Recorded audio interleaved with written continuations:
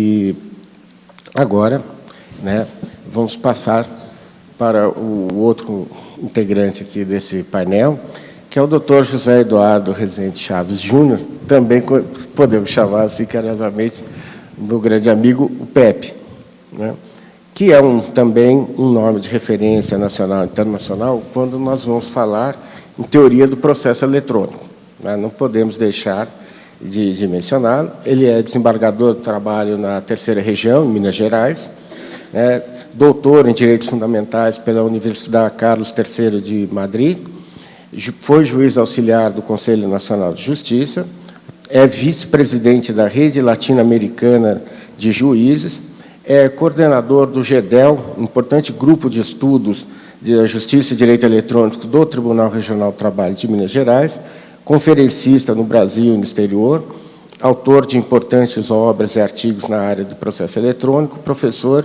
e conselheiro da Escola de Minas.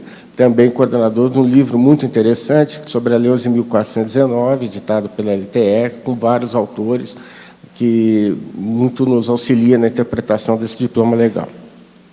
Doutor José Eduardo, tem a palavra, como for, esteja à vontade. Boa tarde a todos. Marcos, doutor Firmino.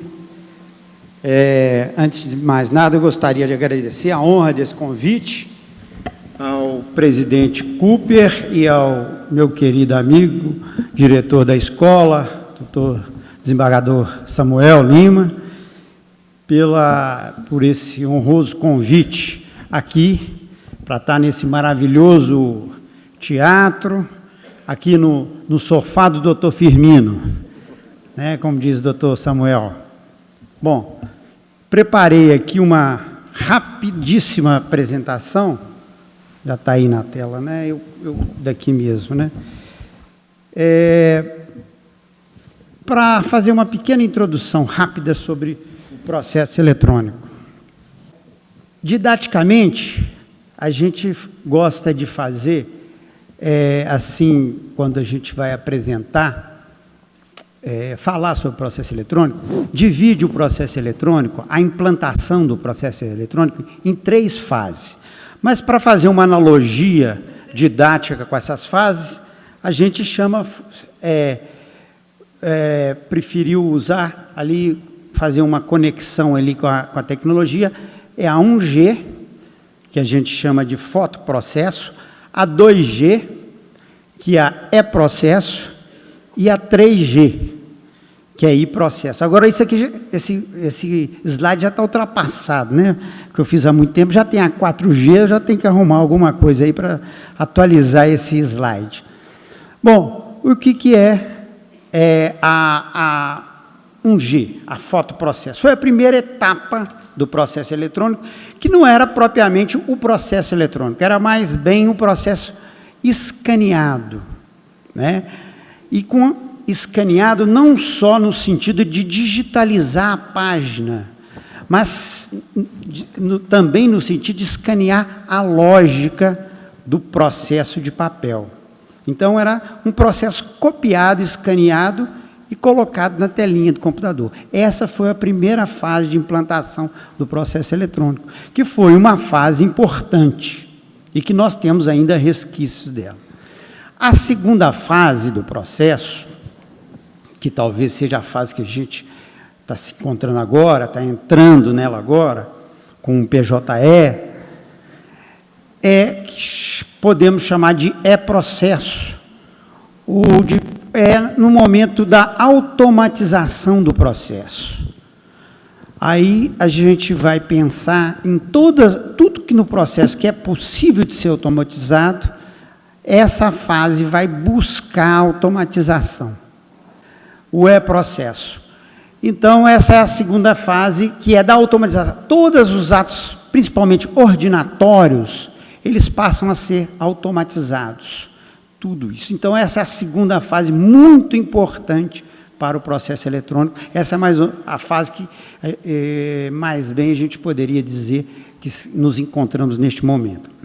Mas o que é decisivo, o que nos parece decisivo no processo eletrônico, o que vai mudar como o doutor Marcos diz, que só daqui a um tempo que nós vamos perceber, daqui a alguns anos, realmente a revolução, a mudança de paradigma, é a 3G. E processo. Por que vocês chamam de processo? É porque é o processo da internet, é o processo em rede.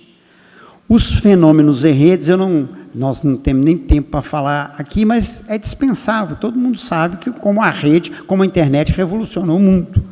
A primavera árabe e a primavera brasileira, né? Todas convocadas pela... dizem que é inverno brasileiro. Todas convocadas pela rede, pela internet. A racionalidade em rede é bem diferente da racionalidade desconectada. Um processo conectado é absolutamente diferente, tem uma lógica diferente e tem, inclusive, uma nova teoria que a gente acha que o I-processo funda uma nova teoria geral do processo. Então, fundamentalmente, pela 3G é que o processo eletrônico vai impor a necessidade da reconstrução da teoria geral do processo. Mas, além disso, além dessa marca distintiva, que nos parece mais distintivo é o fato de ser conectado na internet, nós poderíamos também, uma outra característica do processo eletrônico, uma outra visão para mostrar como realmente é muito diferente o processo eletrônico do processo de papel, a gente usando dois pensadores, rapidamente aqui também, que a gente não pode aprofundar mais rapidamente, usando um que é fora da área do direito, que é o McLuhan, um grande pensador da teoria da comunicação dos anos 60, e na nossa área aqui, o professor Cândido Dinamarco. Usando esses dois pensadores, a gente pode vislumbrar, desdobrar aonde vai nos levar o processo eletrônico. Quanto ao McLuhan, a gente faz sempre referência a uma frase dele, que é inclusive o título de uma das suas obras principais, que se chama "O meio é a mensagem". Ou seja, o que significa isso? O meio, a mídia, ela condiciona o conteúdo da mensagem. Foi um grande ovo de Colombo que o McLuhan descobriu. Que a conexão entre forma e conteúdo na teoria da comunicação, na comunicação, forma e conteúdo, elas estão muito mais ligadas do que a gente pensava. A forma condiciona o conteúdo, né? Foi isso, ela afeta a mensagem. Isso que ele descobriu. E para que a gente tenha uma noção clara disso, bem forte disso, a melhor exemplo que eu gosto de citar, que a gente gosta de citar, é sobre uma frase que a gente sempre ouve, né? Quando algum diretor de cinema filma um livro, né? E tem que sempre aquela frase erudita, né? Que alguém quer mostrar alguma erudição, fala, não, o livro é melhor que o filme, né? A gente sempre ouve assim, essa frase com um ar de erudição. Mas, para mostrar, né, como a mídia, o meio, condiciona o conteúdo, eles não são desconectados, um faz parte do outro, a gente gosta de dar um exemplo de filmar o livro. E o exemplo que me ocorre sempre é usar O Senhor dos Anéis, né? Então, os produtores americanos resolvem filmar o livro Senhor dos Anéis. Então, vamos pensar em levar essa ideia de filmar o livro na literalidade da palavra. O que nós vamos fazer? Nós vamos pegar um livro, Senhor dos Anéis, abrir na página, numa página dada, e filmar, daquele jeito ali. E vamos dar o tempo dos senhores vão ler e vão passar o livro inteirinho assim. Vamos fazer uma sessão de cinema, imaginem, dessa forma, filmando o livro assim. Todo mundo lendo lendo na telona. Imaginem que fiasco que seria esse livro. Imaginem se o diretor do filme usasse a principiologia ou as características da literatura na cinematografia. Ainda que o tema é o mesmo, o tema do Senhor dos Anéis é o mesmo no livro e no filme, ele não pode usar os princípios da literatura, da mídia livro, no